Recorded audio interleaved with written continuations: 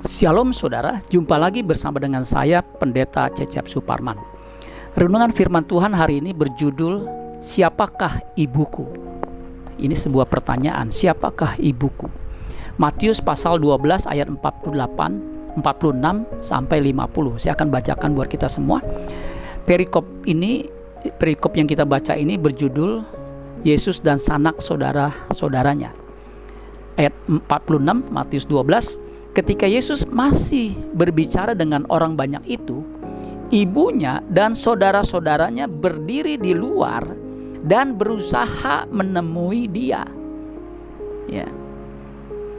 Jadi ketika Yesus masih berbicara dengan orang banyak itu, ibunya Maria dan saudara-saudaranya, Yesus punya saudara ya, laki-laki dan juga ada perempuan, berdiri di luar dan berusaha menemui dia. Maka seorang berkata kepadanya, "Lihatlah, ibumu dan saudara-saudaramu ada di luar dan berusaha menemui engkau." Tetapi jawab Yesus kepada orang yang menyampaikan berita itu kepadanya. Jadi Yesus menjawab orang yang menyampaikan berita bahwa ibu Yesus ada di luar yang mau ketemu. Nah, ini menarik, perhatikan jawaban Yesus ini ya.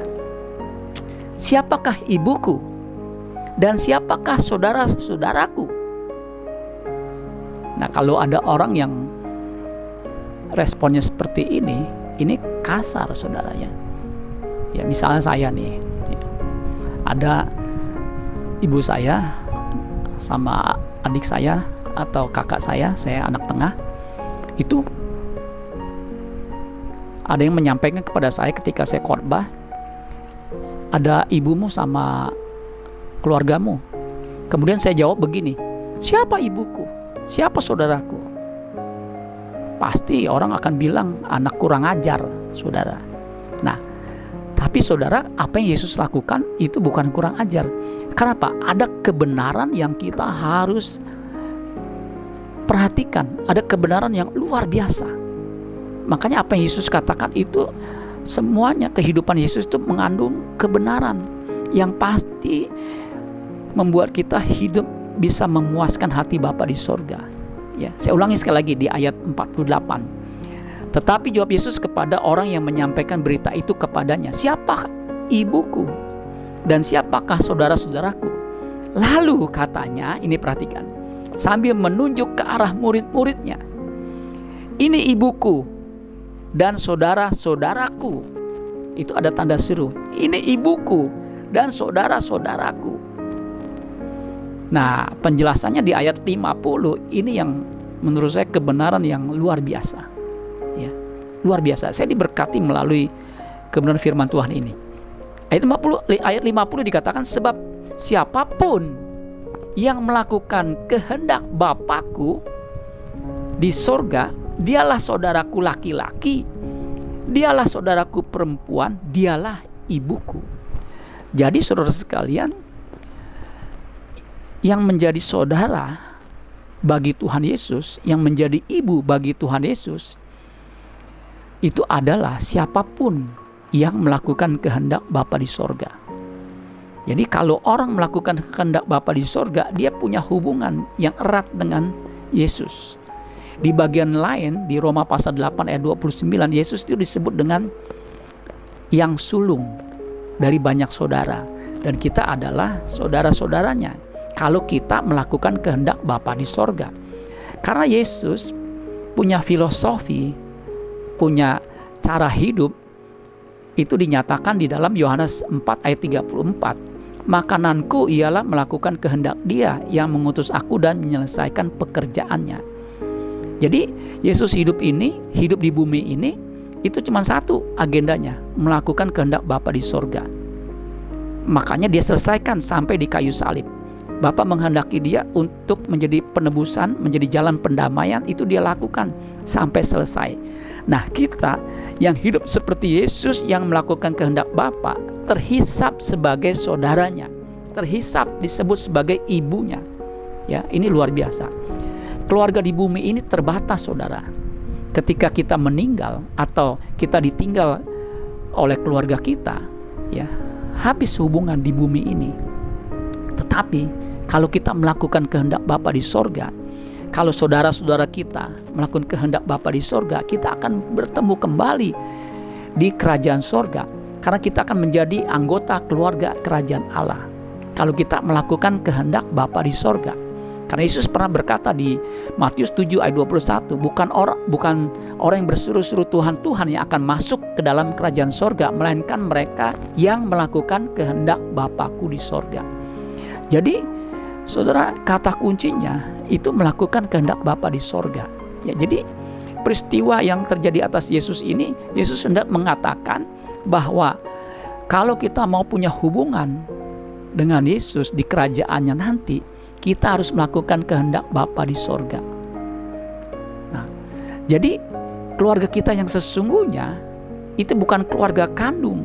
Kalau keluarga kandung dia tidak melakukan kehendak Bapa di sorga, tidak akan bertemu di kerajaannya nanti. Jadi keluarga kita yang sesungguhnya di kekekalan adalah mereka yang melakukan kehendak Bapa di sorga. Makanya orang yang mengajak orang lain untuk melakukan kehendak Bapa di sorga itu saudara yang sesungguhnya. Dan saya menyampaikan firman Tuhan kepada semua, siapapun saya tidak kenal secara langsung, tetapi kalau saudara melakukan kehendak Bapa di sorga, saudara adalah saudara Tuhan Yesus. Dan saya berusaha untuk melakukan kehendak Bapa di sorga. Sebagai hamba Tuhan bukan hanya pandai berbicara, berkhotbah, berkoar-koar, tetapi juga harus pandai, harus mampu melakukan firman Tuhan, melakukan kehendak Bapa di sorga. Karena siapapun dia, meskipun dia punya prestasi pelayanan yang luar biasa, tetapi kalau tidak melakukan kehendak Bapa di sorga, dia akan diusir dari kerajaan sorga. Karena bukan orang yang berseru-seru Tuhan yang masuk dalam kerajaan sorga, melainkan mereka yang melakukan kehendak Bapa di sorga. Kemudian, aku sudah mengusir setan demi namamu, sudah mengadakan banyak mujizat, sudah bernubuat. Yesus berkata, enyah kamu pembuat kejahatan, aku tidak pernah mengenal engkau. Jadi meskipun kita memasuki pelayanan yang luar biasa, punya prestasi pelayanan, bernubuat, mengusir setan, mengadakan banyak mujizat, tetapi kalau tidak melakukan kehendak Bapa di sorga, dia tidak punya hubungan, dia tidak terhisap sebagai saudara Tuhan Yesus, akan diusir dari kerajaan sorga. Jadi betapa pentingnya kita melakukan kehendak Bapa di sorga, saudara. Ya, ada satu bagian Alkitab yang mirip-mirip seperti ini, dikatakan di Lukas pasal yang ke 11 ayat 27. Siapa yang berbahagia? Lukas 11 ayat 27. Ketika Yesus masih berbicara, berserulah seorang perempuan dari antara orang banyak dan berkata kepadanya, berbahagialah ibu yang telah mengandung engkau dan susu yang telah menyusui engkau. Jadi kalau ayat ini ditujukan kepada Yesus, siapa yang berbahagia? Ibu yang berbahagia yang mengandung Yesus. Tentunya Maria, ya, istri dari Yusuf. Yusuf itu ayah, ya, biologis dari Tuhan Yesus. Yang berbahagia ibu yang telah mengandung engkau dan susu yang telah menyusui engkau, itu artinya Maria. Tetapi perhatikan ayat 28. Tetapi ia, Yesus berkata, yang berbahagia ialah mereka yang apa? Yang mendengarkan firman Allah dan yang memeliharanya atau yang melakukannya. Jadi yang berbahagia itu bukan ibu yang memiliki anak punya prestasi pelayanan. Ya, seperti Yesus punya prestasi pelayanan yang luar biasa. Memang berbahagia saya kalau punya anak yang memiliki perilaku moral yang baik, kehidupan yang baik, juga saya berbahagia. Tetapi Tuhan Yesus mengatakan yang berbahagia yang sesungguhnya adalah siapa? Bukan mereka yang punya anak yang baik, itu juga bahagia. Tetapi mereka yang melakukan, yang mendengar firman Tuhan dan yang memeliharanya, artinya yang melakukannya dalam kehidupannya sehari-hari, itu yang disebut berbahagia. Jadi kebahagiaan sejati bukan diukur dari apa yang terlihat di bumi ini, keberhasilan yang ada di bumi ini, tetapi keberhasilan di dalam menyelesaikan atau melakukan firman Tuhan, yaitu kehendak Tuhan. Nah, saudara-saudara sekalian, biar selama kita hidup di bumi ini, kita boleh memiliki kehidupan seperti yang Tuhan kehendaki, yaitu melakukan kehendak Bapa di sorga. Jadi yang berbahagia bukan orang yang melahirkan dan membesarkan anak yang kehidupannya seperti Yesus, ya itu juga suatu kebahagiaan. Tetapi kalau kita hidup seperti Yesus, ya itu orang yang berbahagia, saudara. Hidup yang seperti dimiliki Kristus itu bukan hanya hidup yang berbahagia, tetapi kehidupan yang akan memuaskan hati Bapa di sorga. Jadi ibu yang beruntung, ibu yang berbahagia jika punya anak yang perilakunya seperti Yesus. Dan anak yang berbahagia adalah kalau punya orang tua yang mewarisi warisan iman, di mana dia sudah melakukan kehendak Bapa di sorga. Nah, saudara-saudara sekalian, siapakah ibuku?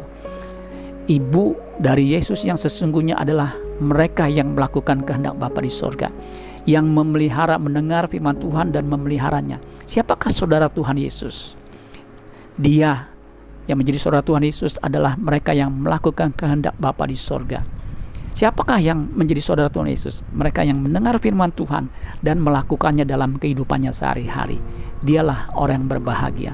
Biar kita semua diberikan kesanggupan, kemampuan untuk melakukan firman Tuhan, untuk menunaikan firman Tuhan atau melaksanakan firman Tuhan, menjadi pelaksana firman Tuhan yang kuat, yang melakukan kehendak Bapa di surga, mengerti kehendak Tuhan, apa yang baik, yang berkenan dan yang sempurna. Dialah orang yang berbahagia, yang akan diterima di rumah Bapa di surga.